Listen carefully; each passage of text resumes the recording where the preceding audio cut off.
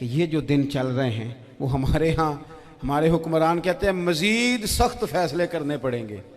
اور میں نے کہا تمہارے لیے تو آسان ہے، اس لیے کہ تم تو جس دفتر میں بیٹھ کے فیصلہ کرتے ہو اس کی تو بتی کوئی نہیں جاتی.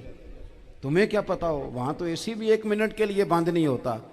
یہ تو اس سے پوچھو باپ سے کہ جو عید سے پہلے اپنی بیوی سے مشورہ کر رہا ہے کہ عید آ گئی ہے، اگر بیٹی کے گھر کپڑے نہ بھیجے تو اس کی ساس باتیں کرے گی. اللہ کے بندوں میں سے جو عالم ہیں وہ رب سے ڈرتے ہیں، تو دینی تعلیم اس کی معلومات حاصل کرنے کی کوشش کریں، صحیح کریں. قرآن مجید کی ایک آیہ کریمہ کا کچھ حصہ جو میں نے تلاوت کیا، اس میں اللہ کریم نے فرمایا اپنے محبوب سے، کہا وَقُلْ رَبِّ زِدْنِی عِلْمًا، اے محبوب آپ میری بارگاہ میں یہ دعا مانگیں، آپ یہ عرض کریں کہ اے رب میرے علم میں اضافہ کر دے، اے مالک میرے علم میں اضافہ کر دے. بہت ساری چیزیں ایسی ہوتی ہیں جن کی زیادتی ٹھیک نہیں ہوتی، وہ زیادہ ہو جائیں تو نقصان کرتی ہیں، لیکن علم ایک ایسی چیز ہے کہ جس کے بارے میں رب کریم نے کہا کہ محبوب آپ دعا مانگیں کہ آپ کو زیادہ علم دیا جائے. اور پھر علم ایک ایسی چیز ہے کہ کوئی بھی آدمی یہ دعویٰ نہ کرے کہ میں نے بڑا حاصل کر لیا ہے، میری اب تکمیل ہو گئی ہے، میں اب مکمل ہو گیا ہوں. جن کو اللہ نے غیب کے خزانوں کی کنجیاں دی ہیں نا، ان سے بھی رب کریم نے کہا ہے کہ محبوب آپ دعا کریں کہ مالک میرے علم میں اضافہ کر دے. تو جب وہاں تک یہ بات ہے تو پھر عام آدمی کو بھی چاہیے کہ وہ اپنی معلومات میں اضافے کا شوق پیدا کرے. اور تیسری بات یہ کہ جو حضور کے علم شریف پر بات کرتے ہیں وہ بھی اس آیت سے سیکھیں کہ حضور کا علم تو ہر روز رب اس میں اضافہ فرما رہا ہے، تو ہر روز اضافہ ہو رہا ہے. وَلَلْآخِرَةُ خَيْرٌ لَكَ مِنَ الْأُولَىٰ، ہر روز ترقی ہو رہی ہے حضور کے علم شریف کی بھی. تو ہمارے ہاں زیادہ تر لوگ بات اس لیے سیکھتے ہیں کہ میں کوئی کہیں سے مسئلہ سیکھوں گا پھر جا کے اپنی مسجد کے امام کو تنگ کروں گا کہ وہاں تو میں یہ سن کے آیا ہوں تو یہاں یہ کام کیوں نہیں ہوتا. میں کوئی بات سیکھوں گا تو پھر میں اس سے بحث کا دروازہ کھولوں گا. علم کا مطلب ہی اپنے آپ کو سنوارنا ہے. معلومات حاصل کرنے کا مطلب یہ کہ آپ کے عمل میں پختگی آئے، آپ کے کردار میں پختگی آئے، آپ نے جو سیکھا ہے آپ اس کے مطابق اپنے آپ کو ڈھالیں. مسلم شریف میں موجود ہے، نبی پاک صلی اللہ علیہ وسلم نے دعا مانگی ہے، اے اللہ میں اس علم سے تیری پناہ مانگتا ہوں جو علم تو ہو پر نفع والا نہ ہو. جس بندے کے علم نے اسے نفع نہیں دیا، وہ کچھ سیکھ نہیں سکا اس سے، تو اس کا علم کسی کو کیا نفع دے گا جب خود سے اس نے.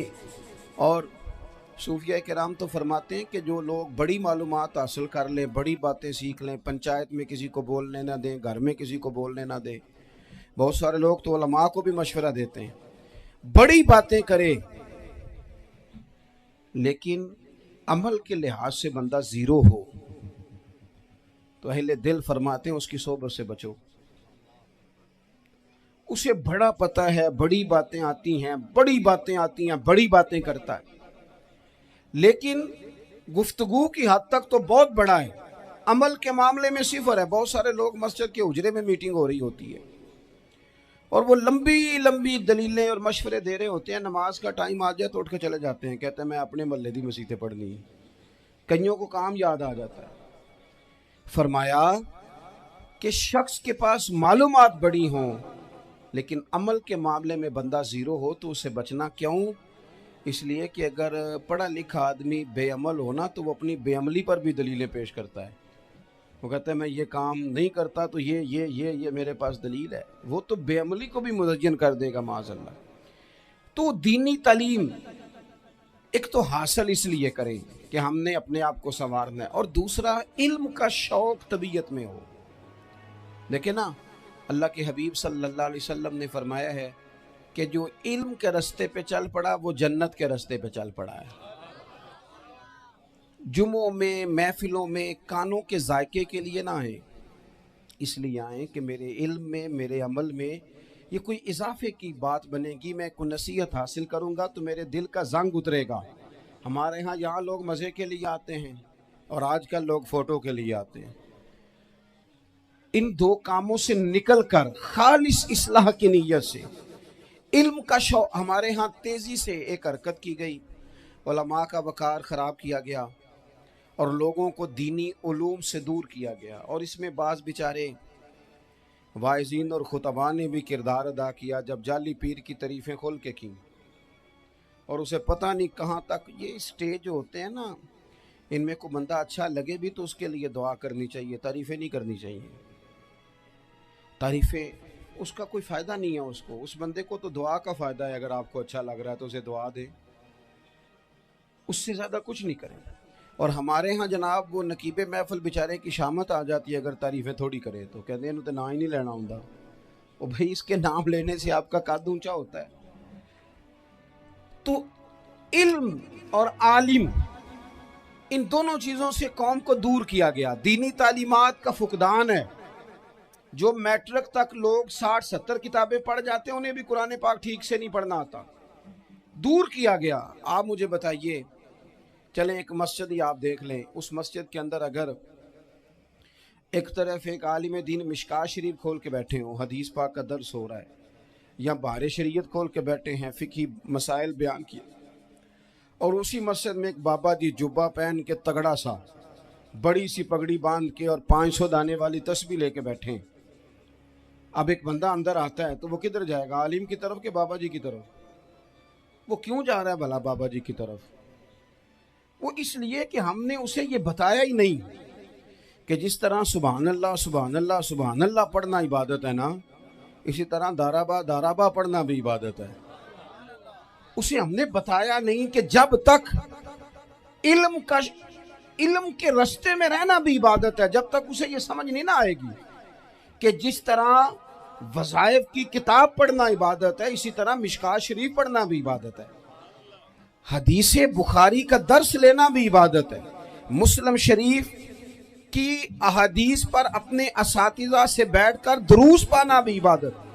جب تک یہ پورا مزاج دیکھیں نا، نبی پاک صلی اللہ علیہ وسلم نے فرمایا رات کی ایک گھڑی بھر دین سیکھ لینا ساری رات نفل پڑھنے سے بہتر ہے. اب ہمیں سمجھنا چاہیے کہ کتاب پڑھ کے بھی بندہ رب رسول تک پہنچ سکتا ہے. کتاب و سنت رستہ آسان کرتے ہیں، لیکن ہمارے ہاں کیا مزاج دیا گیا ہے؟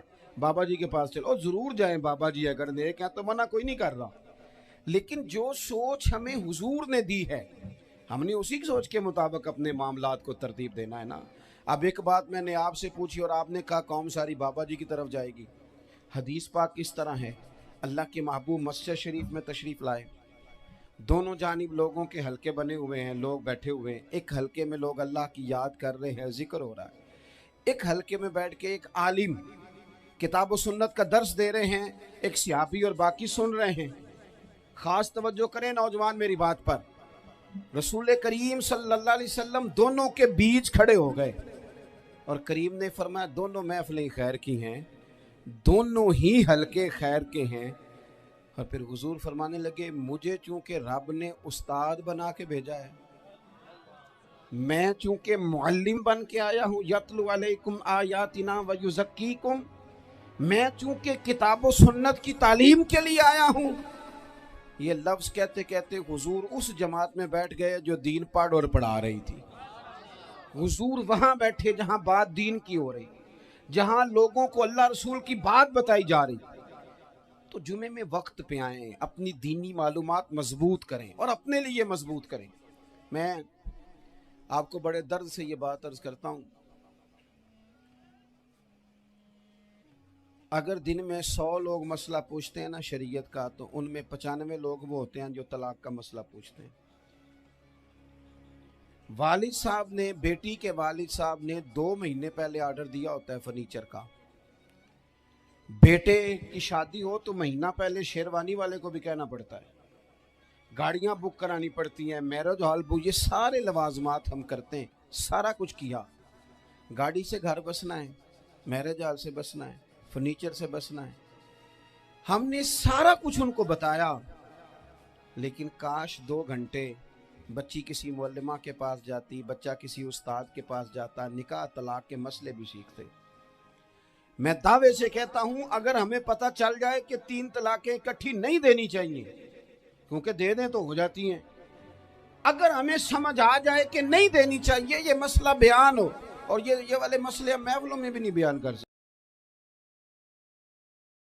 ہمیں سمجھ آ جائے کہ نہیں دینی چاہیے، یہ مسئلہ بیان ہو، اور یہ والے مسئلے ہم محفلوں میں بھی نہیں بیان کر سکتے، اس لیے کہ لوگ کہیں گے مسئلہ تو وہ بیان کریں جس پہ نعرے لگیں گے، آپ قوم کو یہ کیا بتا رہے ہیں، یہ تو چھوٹا عالم بتاتا ہے معاذ اللہ اس طرح کی باتیں، تو بڑی بڑی کوئی نقطے کی بات بتائیں، وہ اس طرح ہمارے ہاں وہ 1 گھنٹہ پہلے نہیں کہتے تگڑے ہو جو میں جملہ دینے لگا، وہ پتہ نہیں جملہ آ رہا ہے کہ ایٹم بم آ رہا ہے، تیار ہو جائے جو میرا جملہ ضائع نہ کرنا، ادھر بھاگ کے چلا گیا ادھر بھاگ کے آ جاؤ، اللہ جانے وہ جس طرح کبھی لگتا ہے نا پٹاری سے، اللہ جانے کیا نکلے گا، میں جملہ دینے لگا ہوں، تو میں کہتا ہوں تو آرام سے بیٹھ کے بھی جملہ دے دے، تیرے جملے سے کیا نکلے گا، اور تو جملہ نہ دے ہمیں کوئی آیت دے، تو جملہ چھوڑ ہمیں کوئی حدیث پاک سنا، یعنی ہر نقیب ہر خطیب ہر نعت خواہ اٹھ کے کہتا ہے سارا قرآن ہی حضور کی تعریف ہے، اور بھئی اگر سارا قرآن حضور کی تعریف ہے تو چند آیتیں پڑھ دے پھر تو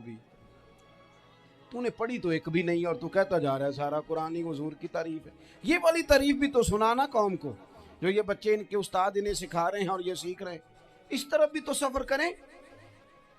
تو میرے عزیز اگر لوگوں کو مسائل کا پتہ چلے تو سینکڑوں گھر بچ جائیں تباہ ہونے سے، بڑے بڑے گھر بچ جائیں، لیکن مسائل نہیں آتے۔ میرے پاس مسئلہ پوچھنے کے لیے کچھ لوگ آ گئے، تو 4-5 سال کا بچہ بھی تھا جس کے والد نے غصے میں اپنی بیوی کو 3 طلاقیں دی تھی، تو چھوٹا سا بچہ، کپڑے بھی پھٹے پرانے، اور حالت بتا رہی تھی کہ غریبی ہے، تو جب میں نے مسئلہ بتایا کہ 3 طلاقیں ہو گئی ہیں تو واپس جانے لگے، تو بچہ مجھ سے کہتا ہے دیہاتی آدمی تو کہنے لگا مولوی صاحب میری اماں تے نانی کہنی اسن پوچھ کے آئی آپ کہ ہن اسی لہدا لہدا ہی رہنا ہے۔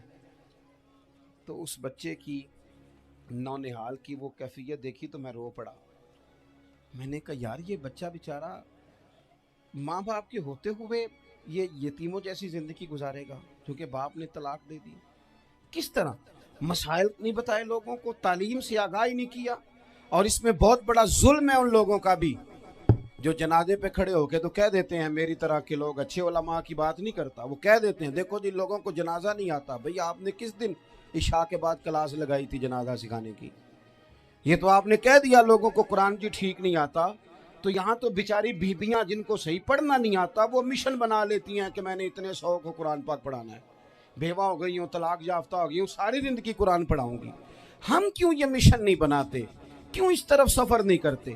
ایک تو دینی معلومات میں دینی علوم میں اپنے آپ کو لگائیں اور ذوق پیدا کریں کہ جو چیزیں مجھے نہیں آتی میں نے وہ سیکھنی ہے، جو معاملات مجھے نہیں آتے میں نے ان کی طرف سفر کرنا ہے، ایک تو اپنا یہ مزاج بنائیں، اور جب آپ دینی علوم سیکھتے ہیں تو پتہ ہے کون سا منظر قائم ہوتا ہے؟ منظر وہ بنتا ہے کہ حضرت ابو ہریرہ بھی دین سیکھا کرتے تھے، حضرت عبداللہ ابن عمر بھی اصحاب صفہ میں رہا کرتے تھے، حضرت انس بن مالک بھی رہا کرتے تھے، اور ایسا منظر بنتا ہے کہ حضرت سیدہ خدیجہ الکبریٰ رضی اللہ تعالیٰ عنہ فرماتی ہیں سیدہ فاطمہ حضور کی گود میں بیٹھی ہوتی تھی اور نبی پاک سے باتیں پوچھتی تھی اور حضور انہیں بتا رہے ہوتے تھے، سیدہ عائشہ حضور سے دین کی باتیں پوچھتی، چوتھا حصہ ہماری فقہ کے اصول حضرت فاطمہ کی حضرت عائشہ صدیقہ کی مرویات پر مبنی ہے، اگر ہماری بچیاں چھوڑ دیں ڈائجسٹ پڑھنا، چھوڑ دیں ادھر ادھر کی مووی دیکھنا اور وہ کتاب و سنت پر آ جائیں تو بہت سارے مسائل ایسے ہیں جو الجھنے سے پہلے ہی سلجھے ہوئے ہوں، دینی تعلیم کا مزاج اور ذوق۔ اور دوسری آیت کریمہ میں نے تلاوت کی، اللہ کریم نے قرآن مجید میں فرمایا یا ایھا الذین آمنوا قوا انفسکم واہلیکم نارا، اے ایمان والو خود بھی دوزخ کی آگ سے بچو اور اپنے گھر والوں کو بھی بچاؤ۔ او والد، وہ ماں جو بچوں کو بھوک سے بچانے کے لیے محنت کرتی ہے، ان کو مایوسی سے بہت سارے ماں باپ ایسے ہوتے ہیں جن کے پاس کپڑے لینے کے پیسے نہیں ہوتے عید پہ، کیوں؟ عزیز بھائی جس طرح ہم اپنے بچوں کو دیکھیں، بہت سارے ماں باپ کے پاس گنجائش نہیں ہوتی، लेकिन इस नीयत से कि बच्चों के दिल टूट जाएंगे, ईद पे कैसे गुजारा करेंगे, मुश्किल से भी कपड़े ख़रीद के देते। इस तरह हम अपने बच्चों को भूख से, प्यास से, मायूसी से बचाते हैं। इस तरह हमारे रब ने हमारे ज़िम्मे लगाया है कि तुम अपने बच्चों को कोशिश करो दोज़ख की आग से बचाने की। हज़रत उमर फ़ारूक रदी अल्लाह ताला अन्हु ने अर्ज़ किया था, या रसूल अल्लाह सल्लल्लाहु ताला अलैहि वसल्लम, इस आया करीमा का माना क्या है? तो महबूब करीम अलैहिस्सलाम ने फरमाया, उमर, जिन चीज़ों का अल्लाह तुम्हें हुक्म देता है तुम अपने घर वालों को उन चीज़ों का हुक्म दो। जिन चीज़ों से रब रसूल तुम्हें मना करते हैं अपने घर वालों को उनसे रोको। अपने घर के अंदर निफाज़े दीन करने की कोशिश करो। मेरे भाई, बहुत ज़्यादा आजमाइश है हमारे घरों में, बेचैनियाँ हैं, इज़्तिराब है, बच्चों में सख्ती है, बहन भाई एक दूसरे के साथ लड़ते हैं, मिजाजों में तलखी आ गई। क्यों भला? इसलिए कि माँ बाप को जो बेहतरीन किरदार और जो हसीन तरीका घर में अपनाना चाहिए था, बच्चे तकरीर बाहर से सुनते हैं लेकिन वो फॉलो अपने माँ बाप को करते हैं। अगर माँ बाप में हौसला हो, सब्र हो, इत्मीनान हो, खुददारी हो, थोड़े पर गुजारा करने का मिजाज हो। देखे ना, आज डिप्रेशन है, टेंशन है, पैनिक अटैक्स हैं, बड़ी सारी चीज़ें आ गई हैं। क्यों भला? सब्र नहीं, तहम्मुल नहीं, बुर्दबारी नहीं। आजमाए। एक दिन एक बच्चा मेरे पास आ गया मदरसे का और आके वो रोने लगा। मेरे घर वाले कहने लगे, खाना छोड़ दें, पहले इसकी बात सुन ले। मैंने कहा, पुत्र क्या हुआ? किसी ने मारा है? किसी उस्ताद ने? कहने लगे, नहीं हजरत, घर फ़ोन किया था तो मेरी अम्मा और अब्बा की लड़ाई हो रही है। बच्चा कांप रहा है, टांगे कांप रही हैं। मैंने कहा, क्या हो क्या गया तुम्हें पुत्र? लड़ाई हो रही है तो घरों में हो ही जाती है। कहने लगे, नहीं आपको पता नहीं, वो बड़ा सख्त लड़ते हैं। मेरे वालिद जब मेरी वालदा को मारने के लिए आगे बढ़ते हैं तो हम सारे चार पंजों के नीचे छुप जाते हैं। हमें खौफ आता है, वो मंजर खतरनाक होता है। ये कौन तकलीफ दे रहा है अपने बच्चों को? यहाँ बैठे हमारे यहाँ मीलों दूर रहते थे उसके घर वाले, तो वो तकलीफ में था, तो घर में क्या कैफियत होगी? अगर हौसला हो, सब्र हो, कनात हो, अल्लाह के दिए हुए थोड़े रिस्क पर हमें राजी रहना आता हो, हमारे घरों में सुकून आए, इत्मीनान आए, हम जो जिंदगी बड़ी खुशी खुशी गुजार सकते हैं। हमारे मिजाजों का लालच, हमारी तबीयतों की बेराह रवी, हमारी झूठी अना का बुत, उन सारी चीज़ों को ख़त्म कर देता है। अपनी ज़िंदगी के अंदर अगर हम वो किरदार अपने बच्चों को दें, जिस किरदार में मोबाइल भी हो, जिसमें गाड़ी भी हो, जिसमें पैसे भी ला के अब्बा दराज में रखता हो, लेकिन वालिद का घर में मुसल्ला भी मौजूद हो, उसकी कोई तस्वीर भी हो, वो ये भी कहता हो कि खुदा ने अपने फजल से आज 5,000 दिया है तो इसमें 1,000 गरीबों का भी है, इसमें थोड़ा सा मैंने अल्लाह की रिजा के लिए भी रखा है। अगर कोई मुश्किल आ जाए तो वो बाप और माँ को सब्र करता हुआ देखते हो। अगर एक बाप कर बात करे तो दूसरा बर्दाश्त करता हो। खुदारा अपनी औलादों को इस अजियत का शिकार न करो। अपने घरों के अंदर वो खुददारी, वो प्यार, वो वक़ार, वो मोहब्बत, वो अंदाज। आप थके हुए हैं, कोई शक नहीं, आप बहुत सारे मसाइल का बाहर शिकार होंगे, कोई शक नहीं, लेकिन आप बाहर से थक के आए हैं। और अगर आप बाहर अपनी फैक्ट्री के मालिक हैं और दफ्तर के बड़े हैं तो घर में भी तो आप बड़े हैं ना। आपकी माँ भी तो इंतज़ार कर रही है, उसने भी तो दुखड़ा सुनाना है ना आपको। आप ये देखिए कि आपके बच्चे भी तो इंतज़ार कर रहे हैं, वो चाहते हैं कि अब्बा आके बैठे तो हम उनके सीने पे चढ़ के थोड़ा खेलें। आपकी अहलिया मुंतज़िर हैं। कुछ बातें बीवी किसी और से नहीं कह सकती, सिर्फ अपने शौहर से कहती है, लेकिन वो तो आते ही जलाल में आ गए साहब। वो कहने लगे, तू बड़ी नालायक है, मैं थका मांदा आया हूं और तूने मुझे कहानी सुना दी है। वो उस खातून से शिद्दत के साथ पेश आने लगे। मेरे रसूल पाक की हयात नूर को देखो, हज़रत उम्मे ऐमन हुजूर की रज़ाई वालदा हैं, उनकी भी खिदमत हो रही है। हज़रत हलीमा सादी आ रही हैं तो खिदमत हो रही है। हज़रत अब्बास हुजूर के चचा हैं तो करीम फरमाते हैं मेरे चचा हैं बाप की जगह पे। हुजूर दोस्त अहबाब सहाबा गुलामों सब के साथ प्यार कर रहे हैं। 9 अज़वाज मुतहरात हैं घर के अंदर। और कैफियत ये है कि हुजूर सिर्फ उनकी ज़रूरतों का ही ख्याल नहीं करते, ख्वाहिशात का ही ख्याल नहीं करते, بلکہ میرے کریم کا طریقہ یہ ہے کہ کوئی بندہ آج بول کیا رہا ہے، وہ کہاں کھڑا ہے، آج اس کے جملے کس طرح کے، اس کا لہجہ کس طرح کا ہو گیا ہے، اور اسے ٹھیک کیسے کرنا ہے۔ محبوب اس کا خیال فرماتے، توجہ کرتے۔ میں کہتا ہوں کہ ہم سب کو شوق آیا ہے آرام کرنے کا۔ میں صبح 11 بجے سے پہلے اپنے گھر سے نکل آیا تھا، اور یہ وقت آ گیا ہے، اور رات کو خدا جانے کس وقت گھر پہنچنا ہے۔ کئی دفعہ کیفیت یہ ہوتی ہے کہ گاڑی سے میں صبح 11 بجے سے پہلے اپنے گھر سے نکل آیا تھا، اور یہ وقت آ گیا ہے، اور رات کو خدا جانے کس وقت گھر پہنچنا ہے۔ کئی دفعہ کیفیت یہ ہوتی ہے کہ گاڑی سے اترتے ہیں تو پھر دل کرتا ہے کہ کوئی اٹھا کے چلائے نہ کبھی۔ اس کے باوجود بہت سارے لوگ ناراض رہتے ہیں کہ ہم سے مل کے نہیں گئے، فوٹو نہیں کھنچوا کے گئے، فلانی جگہ چائے نہیں پی کے گئے۔ یہ تسلسل ہے۔ لیکن میں جتنا مرضی تھکا ماندہ گھر جاؤں گا نا، کبھی ایسا نہیں ہوا کہ میں گھر جاؤں تو بڑی ٹینشن میں جاؤں۔ میری گھر والی ایک دن مجھ سے کہنے لگی، آپ نے کبھی نہیں کہا کہ میں تھکا ہوا ہے، بندہ تھک بھی تو جاتا ہی ہے نا، کبھی کہاں کرے نا۔ میں نے اسے کہا پتہ کیوں نہیں کہتا؟ اس لیے نہیں کہتا کہ میں نہیں چاہتا کہ میرے بچے یہ کہیں کہ ہم نے دین نہیں پڑھنا، ہمارا باپ تو بڑی مشکل میں ہے۔ ہم اپنے کام کے بارے میں اپنے گھر میں شکوے کرتے ہیں۔ آپ کسی بچے سے پوچھ لیں کون سا کام کرنا ہے، کہنا جڑا ابا جی کر دے رہے ہیں وہ نہیں کرنا۔ کیوں؟ کہ ابا جی ہر روز تو کہتے ہیں میں بڑا الجھ گیا ہوں، یہ کام بڑا مشکل ہے۔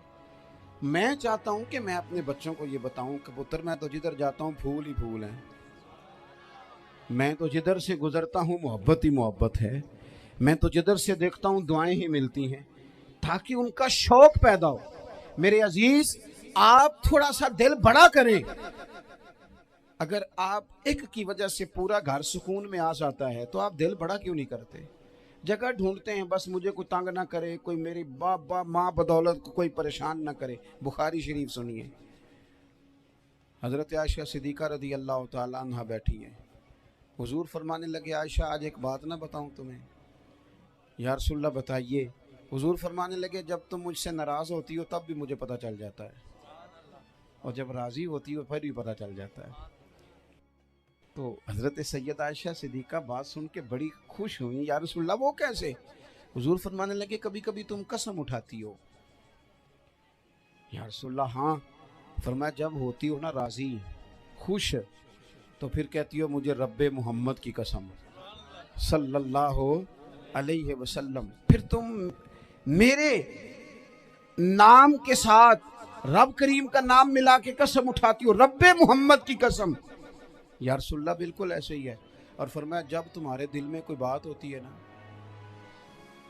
تو پھر تم کہتی ہو مجھے رب ابراہیم علیہ السلام کی قسم، پھر تم رب محمد نہیں کہتی۔ یہ بخاری مسلم میں موجود ہے۔ حضرت عائشہ صدیقہ نے تو بات سنی تو کھل گئی طبیعت، کہنے لگی کریم صدقے جاؤں، یہاں تک خیال فرماتے ہو؟ کس کے جملے کہاں پہنچ گئے، یہاں تک خیال ہے؟ فرمایا مجھے پتہ چل جاتا ہے کہ تمہاری کیفیت کیا ہے، کہاں کھڑی ہو۔ او بھئی ہم تو اپنی ماں کا بھی خیال نہیں رکھتے، ہمارا باپ کہاں بیچارہ کھڑا ہے، وہ تو انتظار میں تھا کہ کوئی 10 منٹ میرے پاس بیٹھے گا، توجہ ہی نہیں، جذبات کا خیال ہی نہیں۔ حضرت عائشہ صدیقہ بات سن کے عرض کرنے لگے یا رسول اللہ مجھے رب محمد کی قسم ہو، میں صرف نام چھوڑتی ہوں، میرے دل میں ہر وقت مدینے والے محبوب ہی رہتے ہیں، نام ہی چھوڑتی ہوں صرف۔ او میرے دوست تھوڑا سا جا، اور دوسرا عرض کروں گا، دولت اگر بہت عالی چیز ہوتی نا، بہت قیمتی، تو سب سے زیادہ سیدہ عائشہ کے گھر میں ہوتی۔ اگر پیسوں سے ہی سوکھ آتا تو پیسے سب سے زیادہ حضرت فاطمہ الزہرا کے کاشانہ نور میں ہوتے۔ او میرے بھائیوں، سونا وقت محبتوں سے گزارا جا سکتا ہے۔ او بھائی، میں نے تو اپنے گھر میں یہ دیکھا کہ میرے والد صاحب گرمی آتی تو فرماتے او لو بھائی تانوں پرواہ نہیں، میں تہاڈے پڑھولے چ دانے پا دیتے نے تے تہاڈی ماں نے مرتبان چ اچار پا دیتا ہے، لو اب تمہیں کہیں جانے کی ضرورت نہیں پڑے گی۔ اس پہ بھی وقت بڑا اچھا گزرتا تھا، اس پہ بھی ٹائم بڑا اچھا، 6 کھانے کھا کے بچے نخرے کر رہے ہیں۔ میں نے اپنے والد صاحب سے ایک دن کہا، میں کہ ابا جی تانوں پسند کی ہے؟ फरमान लगे पुत्र जे तो लगी होवे भुख फिर तो हर शाही, और अगर भूख ना हो तो फिर नखरे ही नखरे हैं, फिर क्या पसंद होना है। तबीयत नहीं, अपने घरों में अपने दोस्तों में इत्मीनान पैदा करें, इस तरह से बाहर आएं। और एक बात और अर्ज करनी है, याद रखना तकरीर बाहर चलती है, घर में नहीं चलती। घर में अमल चलता है। घर जाके आप लेक्चर देना नमाज पढ़ा करो, नमाज पढ़ा करो, नमाज पढ़ा करो, नमाज पढ़ा करो, तो कोई नहीं पढ़ते घर वाले। आप घर में नमाज खुद शुरू कर दें। नबी पाक सल्लल्लाहु अलैहि वसल्लम ने फरमाया घरों को कब्रिस्तान ना बनाओ, कुछ नफली नमाजें घर में भी पढ़ा करो। अल्लाह के प्यारे रसूल सल्लल्लाहु अलैहि वसल्लम का घर मस्जिद नबी के बिल्कुल साथ है, दरवाजा हुजूर के घर का मस्जिद में खुलता था। लेकिन नबी करीम सल्लल्लाहु अलैहि वसल्लम क्या करते थे? हजरत आयशा सिद्दीका फरमाती हैं तहज्जुद की नमाज घर में पढ़ा करते थे। घर में हुजूर तहज्जुद की नमाज पढ़ते, अगरचे घर में दुश्वारी थी। कुछ इबादत, कुछ नमाजें घर के अंदर भी इंसान पढ़े। आखिरी गुजारिश आप हजरात से करनी है, इतना बड़ा मजमा है, इतने सारे लोग तशरीफ़ लाए हैं, एक गुजारिश आप हजरात की खिदमत में रख के बस मैंने बात को समेटना है। दो बातें मैंने आपकी खिदमत में अर्ज़ की हैं, एक तो दीनी इल्म का ज़ौक़ पैदा करें, और दूसरा अपने घरों में थोड़ा ठहराव लाएं। थोड़ा सा अपने, ये बच्चों के दस्तार फजीलत का इज्तिमा था इसलिए मैंने ये बात अर्ज़ की, अपने घरों में थोड़ा हौसला कनात लाएं। हज़रत आयशा सिद्दीक़ा रज़ी अल्लाह तआला अन्हा फरमाती हैं ऐसा नहीं था कि हमारे घर के अंदर माल नहीं आता था, अल्लाह के फजल से बड़ा कुछ आता था, लेकिन फरमाती हम इसार कर दिया करते थे। हुजूर का मिजाज इसार कर देने का है। याद रखना शम्मा से अगर कई शम्मे जल जाएं तो इसकी रोशनी में कभी कमी नहीं आती। हज़ारों दिए भी जल जाएं तो ये दिए मांद नहीं पड़ते। महंगाई बड़ी ज़ोर की हो गई, गरीब आदमी की आजमाइश बढ़ गई।